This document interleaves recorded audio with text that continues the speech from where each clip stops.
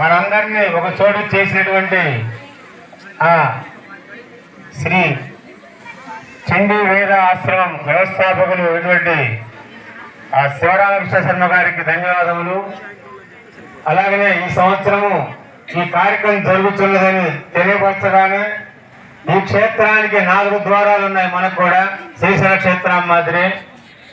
అలాగనే వాళ్ళు కూడా మేము కూడా ఈ కార్యక్రమం పాల్గొంటామని ఈ క్షేత్రానికి తూర్పు ద్వారమైనటువంటి శివాపుర గ్రామంలో ఉన్నటువంటి కామాక్షి అమ్మవారు సమేత సుబ్రహ్మణ్యేశ్వర స్వామి ఆ దేవస్థానం అర్చకులు వచ్చున్నారు.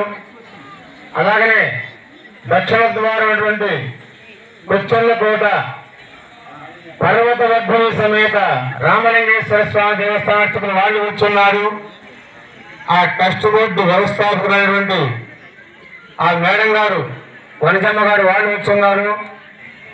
దాదాపుగా 70 లక్షలు పెట్టి ఈ మధ్య గుడి కట్టించారు, స్వామివారి గుడి. త్వరలోనే మళ్ళీ అమ్మవారి గుడి శంకుస్థాపన జరుగుతుంది కొచ్చర్లకోటలో.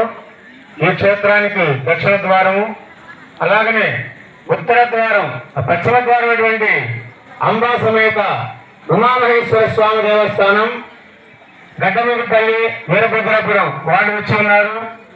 అలాగనే ఉత్తర ద్వారం సప్తకోటీశ్వర స్వామి పార్వతీ అమ్మవారి సమేత సప్తకోటీశ్వర స్వామి దేవస్థానం వాళ్ళు వచ్చున్నారు. ఎందుకంటే ఈ క్షేత్రానికి అనుసంధానంగా మా క్షేత్రాలు ఉన్నాయి స్వామి అంటే వాళ్ళందరూ తెలియపరుస్తామని చెప్పాం. వాళ్ళు కూడా వచ్చున్నారు ఈ క్షేత్రానికి ఈరోజు ఈ కార్యక్రమానికి.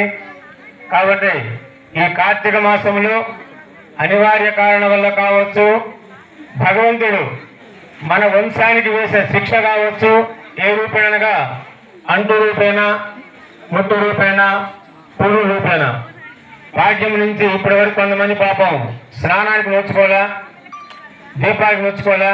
భగవంతుడు ఈ అవకాశాన్ని ఈ రూపేణ ఇచ్చాడు వాళ్ళందరికీ కూడా. ఈ 27 రోజుల్లో దీపం పెట్టిన వాళ్ళు కూడా ఈరోజు ఈ కార్యక్రమంలో పాల్గొన్నారు.